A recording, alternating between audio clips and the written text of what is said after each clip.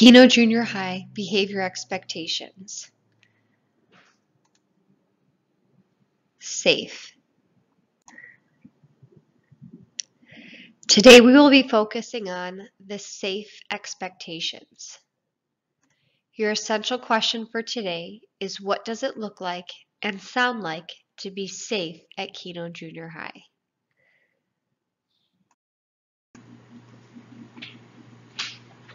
Our first school-wide expectation for safety is follow the school dress code. We're talking about professional attire. For this first activity, you will need a partner. Please decide with your partner who is A and who is B.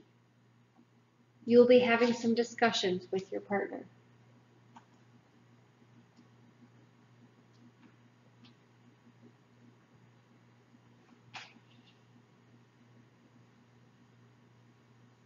Okay, now you have a partner.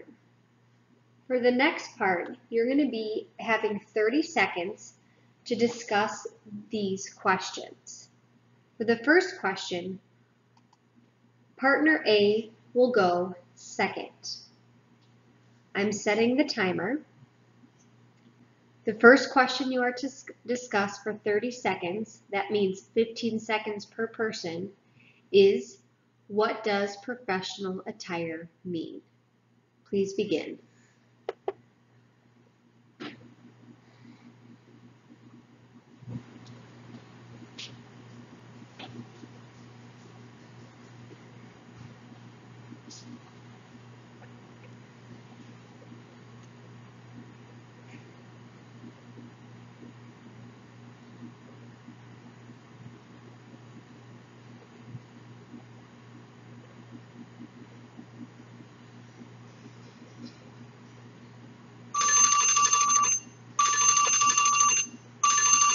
Okay.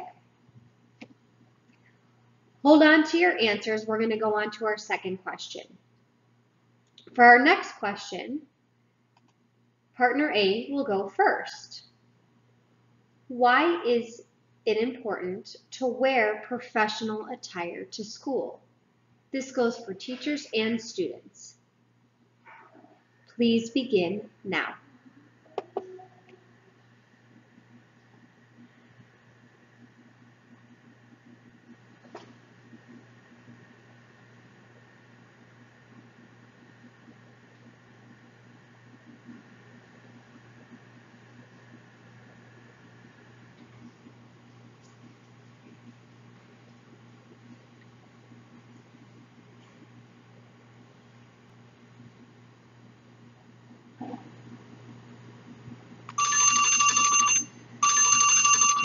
Okay, enough of that lovely noise. We're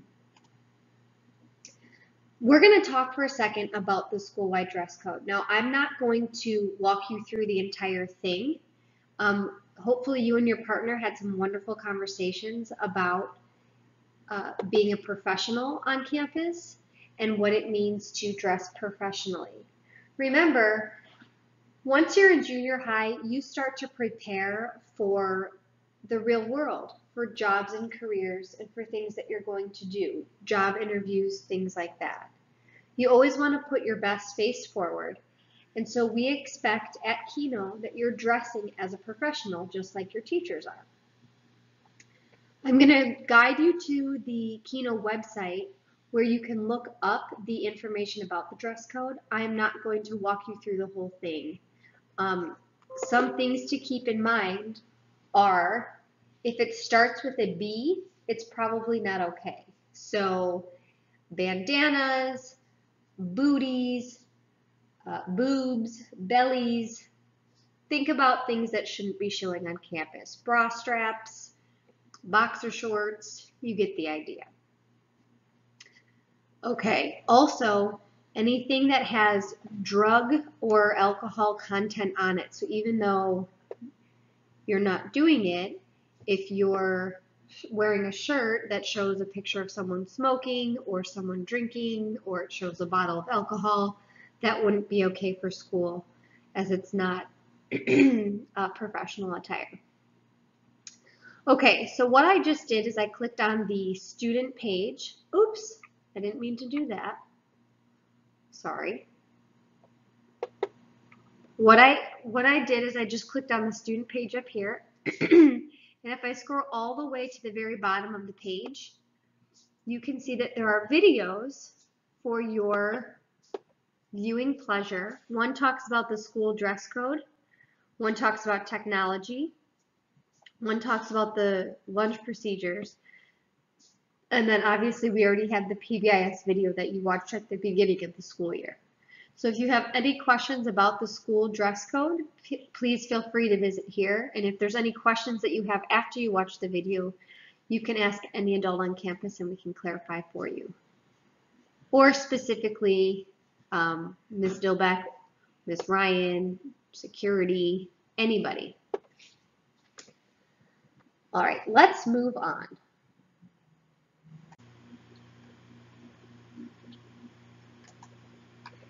Be in the right place at the right time. This can be especially tricky when you're getting to know Keno, especially if you're a new student. So today we're going to go through our agenda so that you are aware of where you can be and not be, especially during lunch. If you open your Keno agenda to page 3, and I will zoom in here, you can see our school-wide map. So during lunchtime, and I'm going to try to keep my hand as still as possible. During lunchtime, you can be in the cafeteria or in the arcade area, which does not have arcade games, I apologize. You'll notice there's a white gate that's right here. That means do not enter. You cannot be there.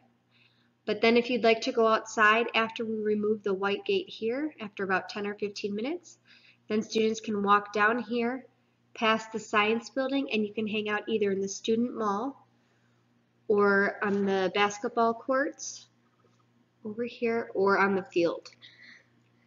If you need to get anything from the bookstore, it's in the student mall area, so that's open for you during lunch or before school. If you are trying to get into a main building, I am sorry, but that's not going to be possible. There is always an adult that will be in this area of the arcade during lunch or down here at the end. And you'll need to check in with either of those adults to show them your pass if you need to go in the main building into any teacher's classroom. The reason why we don't allow you in the main building or down these hallways here during lunchtime is because there's classes going on and we don't want anyone to feel disturbed during lunchtime.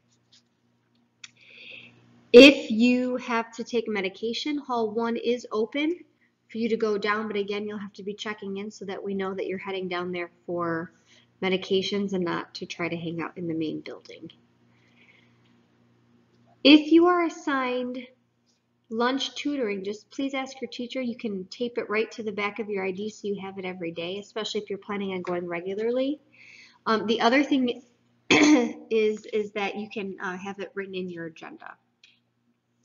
I forgot to mention one more spot. This media center is open for those of you who like to go on computers or read books or be kind of more low-key. The media center is open.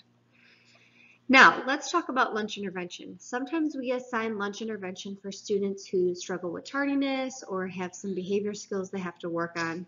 You may be assigned to 1, 2, 3, 4, 5 days of lunch intervention. If that's the case, lunch intervention will be held in the classrooms. So here I pulled it up on my screen. You can see there are actually, you probably hear noise in the background. There's my child eating her lunch and she's sneaking brownies. So don't mind the distraction. Okay, so let's get back on track here. We have our I hope you can see this. Lunch intervention is going to be assigned to you and it's not optional.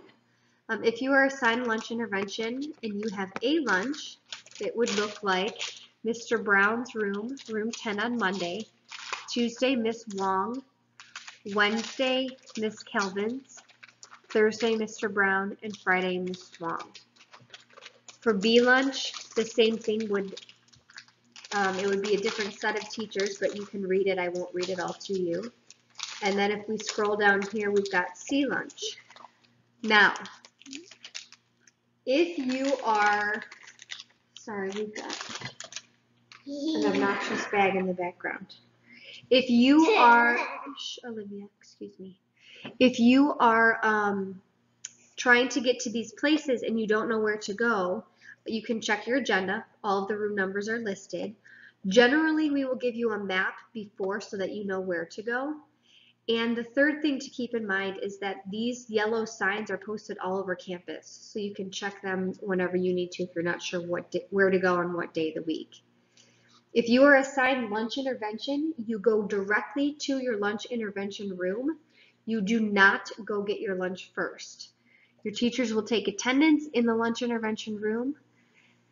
They will have you work on whatever skill it is or assignment that you have to work on, and then they will walk you to the cafeteria so you still have 15 minutes to eat your lunch. If we assign you to ALC for lunch, that just means we want you to be in a more quiet setting with less students to distract you. And if that's the case, ALC is in room 68. So it's right past the arcade. If you turn down the hallway where the computer labs are, 68 is right here. And again, you can ask any adult on campus for help if you're not sure where to go. So those are where you can be and when. We will be glad to help you if you have any questions with that. Let's move on. So as a whole class, we're going to review some other times a day.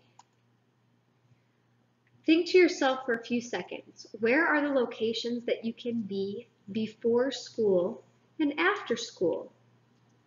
Go ahead and turn to a neighbor and discuss some of the areas that you know that you are allowed to be before school and after school. We'll take about 10 seconds to discuss some of these.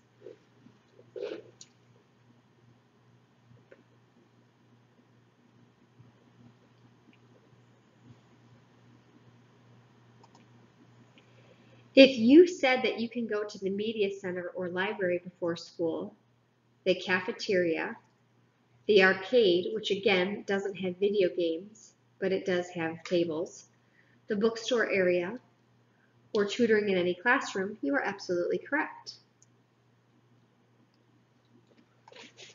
After school, you can be in any classroom for tutoring.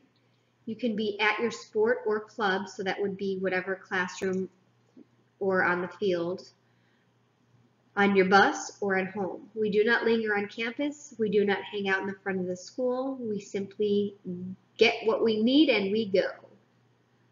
Next question. Where should you not be before school or after school? There are a few areas that are completely off limits before and after school. Please take 10 seconds to discuss this with your partner.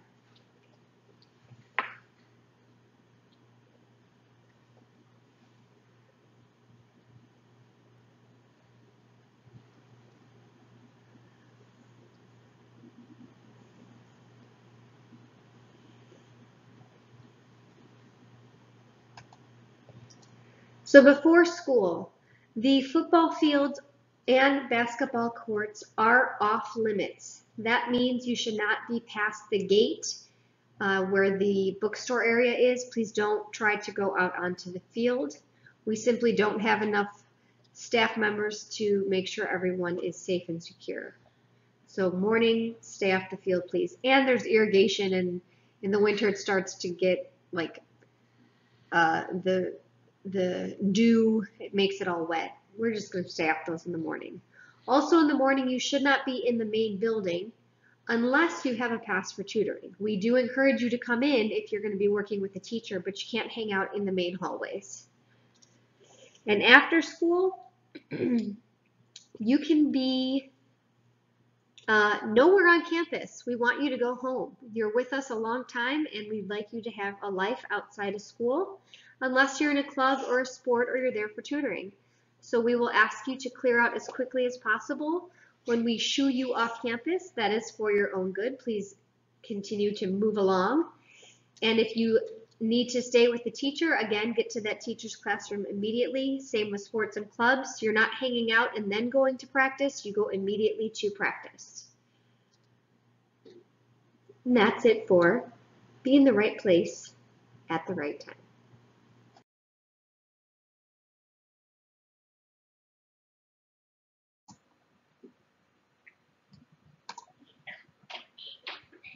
Entering the classroom properly is very important. Now, most of your teachers have reviewed how they want you to enter the classroom, so we won't spend a lot of time, but we're going to take a quick quiz to make sure that we all know exactly what the school-wide expectations are for entering properly. You're going to give a thumbs up if you agree, or yes, and thumbs down for no, I disagree. Number 1, is hanging on the door entering properly?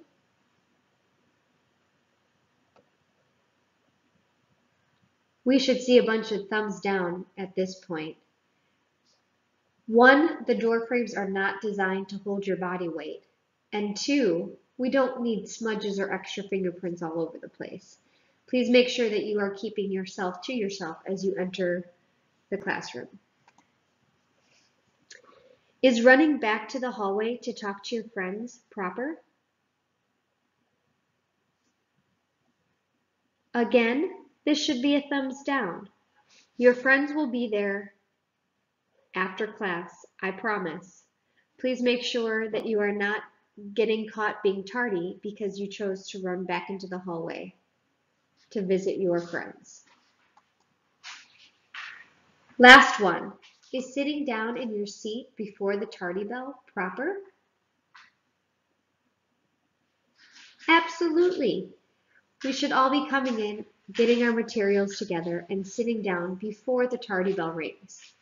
We often have students who become frustrated that their teachers mark them tardy for not being in their seat, but the school-wide expectation is to be in your seat, not running through the door when the bell rings.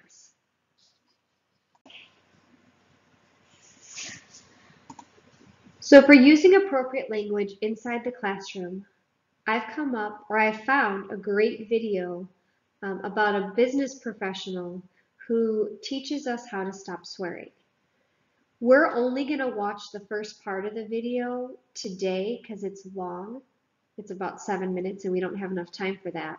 But I'm going to have you watch just the first step on how to stop swearing or cussing.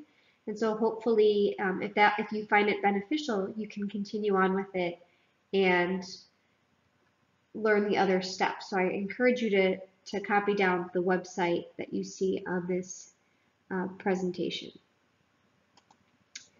So we're going to reflect, but first I'm going to turn on this video here for you so you can see just the first part of how to stop swearing. Hi, this is Craig Valentine, author of The Perfect Day Formula, and we're going to use a key component of my formula today to help you stop swearing. Yeah, you can do it.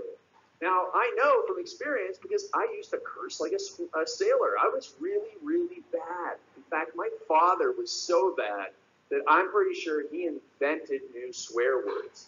But then one day, back in 2011, I was running intervals, and I was thinking of my readers at earlytorise.com, and I was thinking, you know what? I wasn't thinking like this when I was running intervals, but I was thinking, you know what? I'm telling these people what to do every day, and here I am with a sailor's cursing mouth. I got to stop this because I knew that I could stop it from two things. One, I never, ever, ever swore in front of my parents.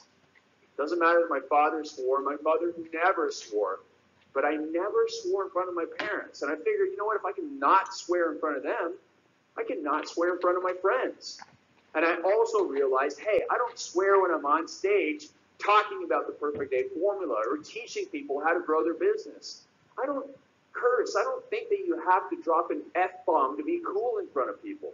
Martin Luther King didn't drop any F-bombs, and he made a pretty good impact, wouldn't you say? So let's teach you how to stop swearing in 5 simple steps. And I did this in just 6 days. That's right, I went from swearing about 10 times a day, once I was conscious of it, to not swearing at all in 6 days. So here's what you're going to do. Step number 1 is using the first pillar of my 5 pillars of success, better planning and preparation. You need to do better planning. So, what does that mean? Well, all right, I know that I like to swear to make an impact. All of us do. We want to sound cool. We want to emphasize things. Well, we need to plan and prepare other words to replace the curse words. So believe it or not, I started saying the word Sugar Shack all the time. I don't know why. It just came to my mind when I wanted to swear. And so that was one of my crutches that I did better in planning and preparation with to help me stop swearing. That was one of the things, believe it or not. So come up with words that are going to replace the F-bombs and the other words in your presentations, in your conversations, when you want to have an impact and put emphasis on something you're saying. You can do it. Okay, so I'm going to stop there, but he's got a lot of really cool strategies, and all of us want to get better, so I highly suggest you check that out. So we're going to take a couple minutes to reflect. You should have a piece of scratch paper in front of you, so you're going to answer these questions silently. Do you cuss? If you do, what word can you use to replace your cuss words? It could be a total nonsense word, it could be a funny word, or it could just be a word that you want to replace it with. And 3, how can we hold each other accountable in this class for not cussing? What strategies can we put in place? Reflect for about 30 seconds, and then we will take some time to discuss it as a class. Timer is set for 30 seconds. Oh, just kidding. I'll count. 30 seconds, go.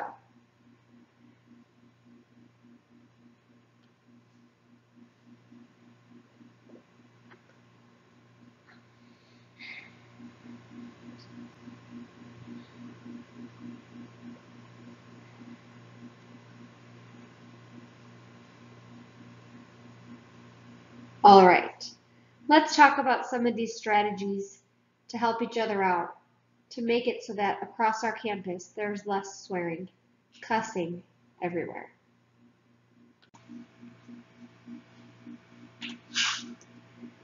For valuing others' opinions and beliefs in the classroom, this is super important for classwork.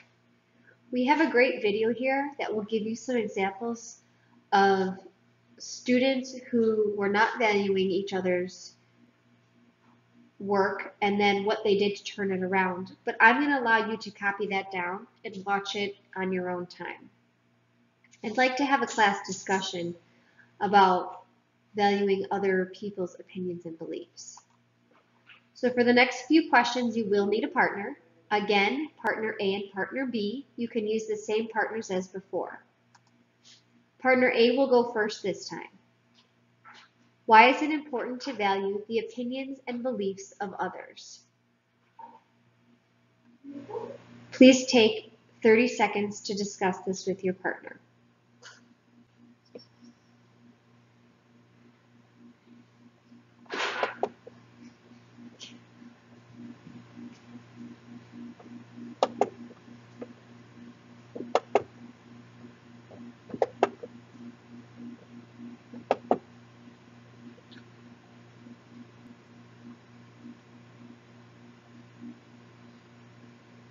All right, hopefully everyone had a turn. Let's move on to the next question. This time, partner B, you will go first. What should you do if you do not agree with the opinions or beliefs of others? This time I am going to set that timer, so when you hear the buzzer, please stop.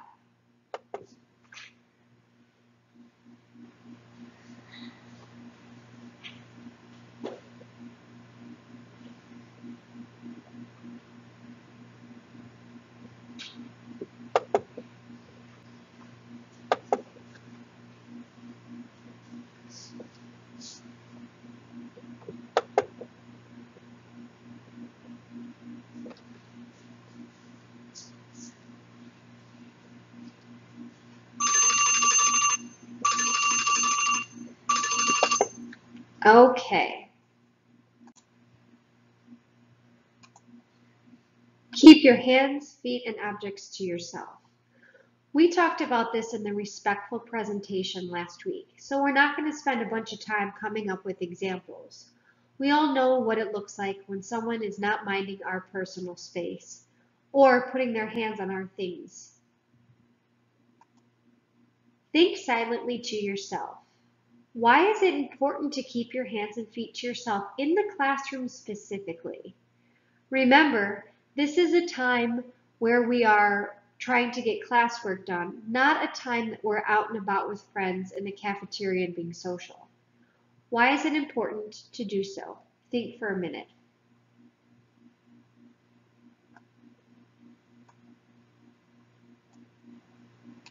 Let's discuss this as a class.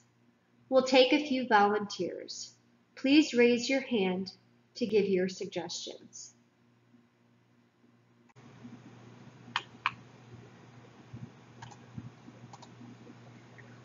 Walking into the cafeteria and waiting your turn are both very important.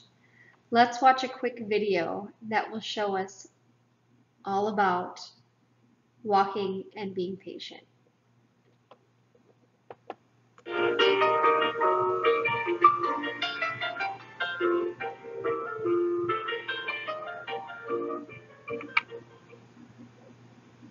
I think one, that one, yeah. Make it all day.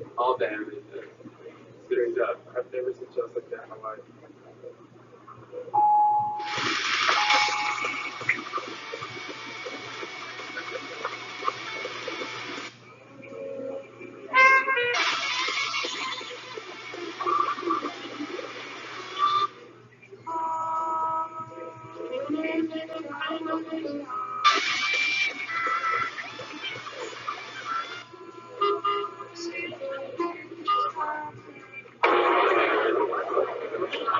Is that worth it? I bet my food will taste just as good as yours.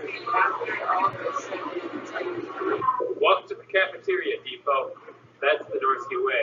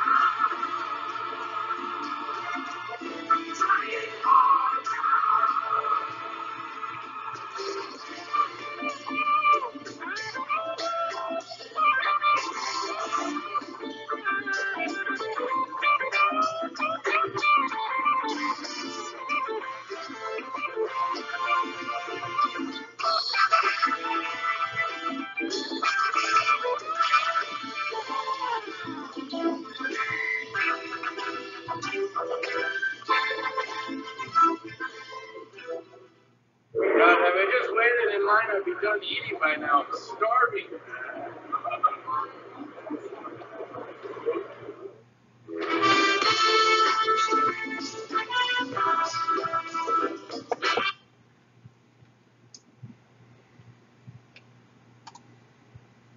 Picture what it would be like if everyone ran into the cafeteria and no one waited their turn. We hold students to the end of the line who are caught running and cutting.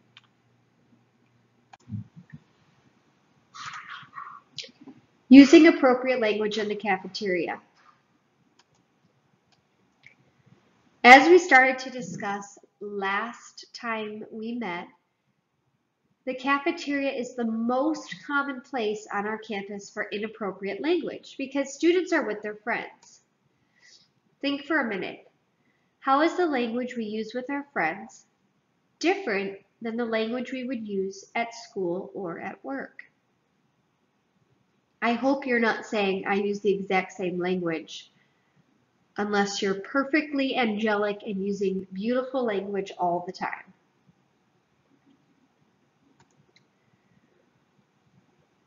Let's have a 30-second discussion. Why is it important to practice the language we will use at work or in public places now?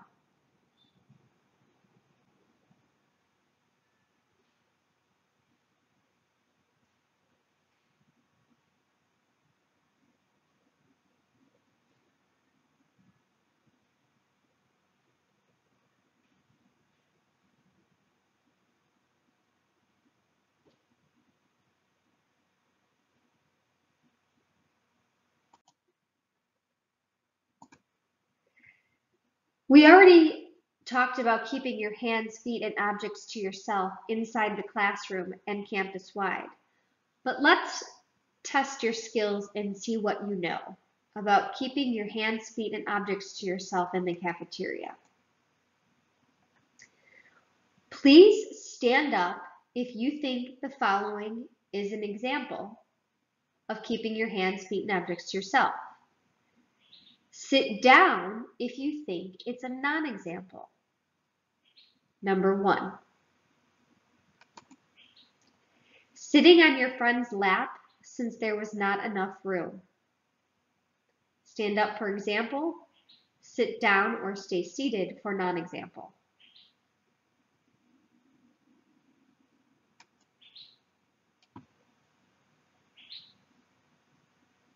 What about number 2, hugging your girlfriend instead of making out with her?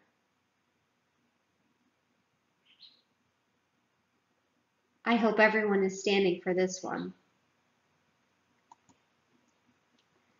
Number 3, taking food off your neighbor's tray.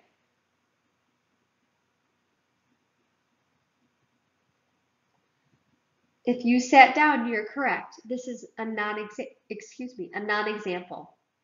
If your friend wants to share their food with you, they will hand it to you. Please do not reach onto someone else's tray. Chasing your friend through the cafeteria.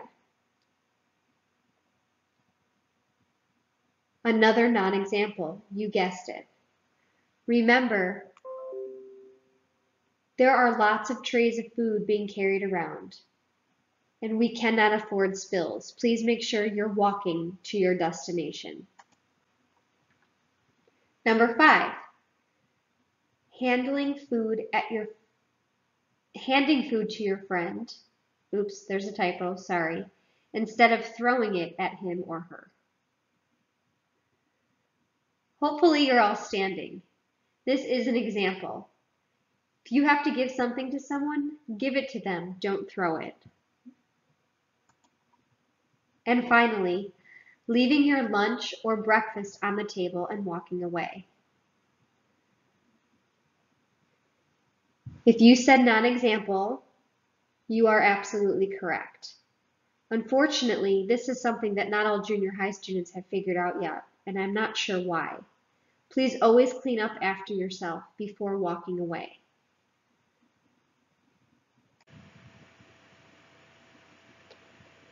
We are on our last slide, ladies and gentlemen, or our last set of expectations, I should say. We're moving on to the restroom and drinking fountains. Again, we discussed some of these last week, but let's review. Maintaining a appropriate physical contact in the bathroom, and washing your hands. And it's weirding me out that I can see myself in the reflection of the computer. It's very distracting, so I apologize. We'll move on. We are going to watch a quick video and look at some examples and non-examples. If you'd like to jot down this website, you can check it out on your own later.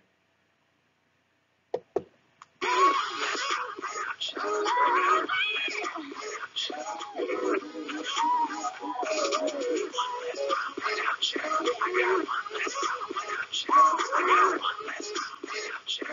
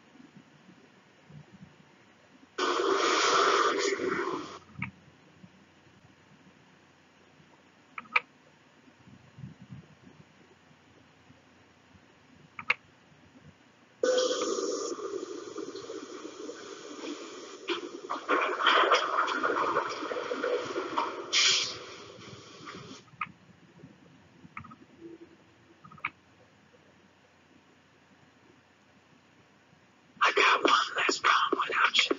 I got one less problem without you. I got one less. Remember, Keno cash given to you by a substitute is worth double. So make sure you're showing off your safest skills at school. It's time to review that essential question.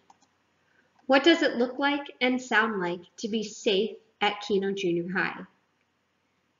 Your teacher will choose if he or she would like you to share with a partner, with the class, or write a reflection. Thank you for your time and attention today.